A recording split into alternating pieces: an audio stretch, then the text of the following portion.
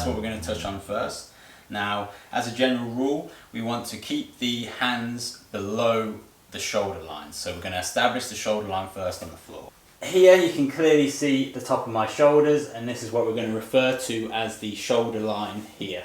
If your hands are anywhere above the shoulder line, placing up here, then what this does, it forces you into putting too much pressure into your shoulders. So you can see my shoulder line's here now, I'm in this full press up. It's putting all the weight on my shoulders and can even force you into more of a pike position, making your elbows really hard to place and then perform a proper press up. So this is what you can kind of tend to see when people are in this position here where their hands are way above that shoulder line. We want to fix that first by making sure our hands never go over that shoulder line. Ideally you can keep them right around the chest line, and you can set that up right from the floor.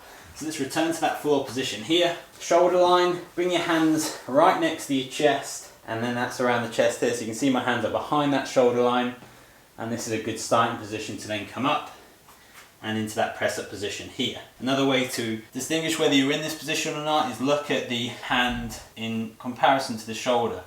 If the shoulder line falls behind the hand here, then the hands are past, whereas when we're in this position here where the hands are almost over the shoulder, because it kind of lines up with the chest nicely here, you can see I'm in that press up position ready to go. So when I'm down here, you can see my shoulders are clearly past the hands, even though when I'm at the top here, it's a bit closer.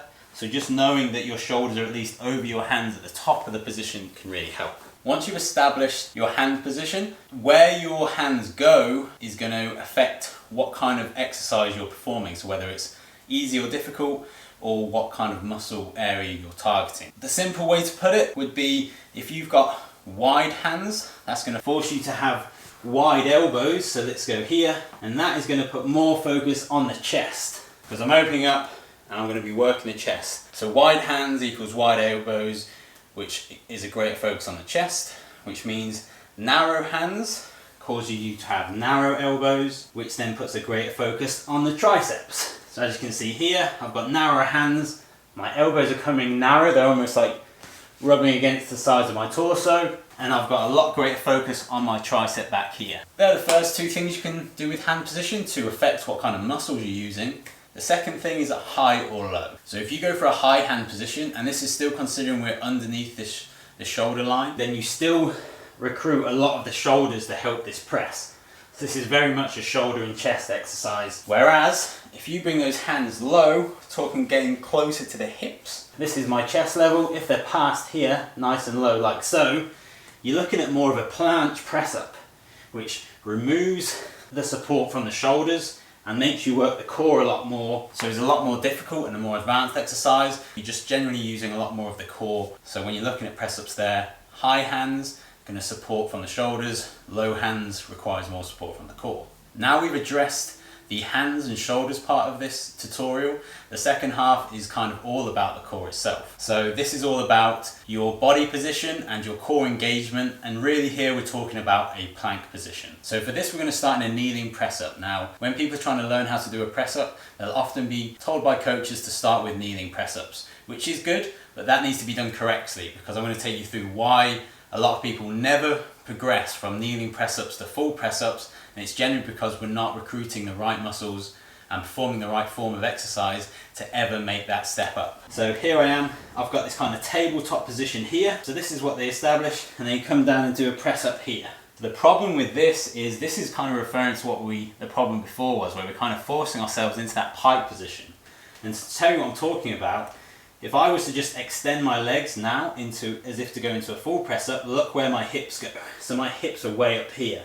So the press up I'm actually trying to perform when I'm in that flat back position on my knees is more of a pike, where my hands are past the shoulders, and we're just making it hard to do a proper press up and not recruiting the right muscles. To avoid that, we're going to drop the knees right back, so there's a straight line from our knee to our shoulder. And you can even just drop the hips right in to start off, like almost a cobra position. Now for us to do a press up here, this is where you see the second fault when it comes to general press ups. This is generally seen when people try and go into a full press up before their core is ready. But if I try a press up here, you can see even though the shoulder's in the right position, the whole body's off. And I come into a full press up here, you see that sagging hips, no core engagement. The upper body's actually still doing the right work, but it's never going to be very easy to perform because your core's not working with you to help you perform that full press up. So the correct way to do this on the knees, which everyone should start in this position here,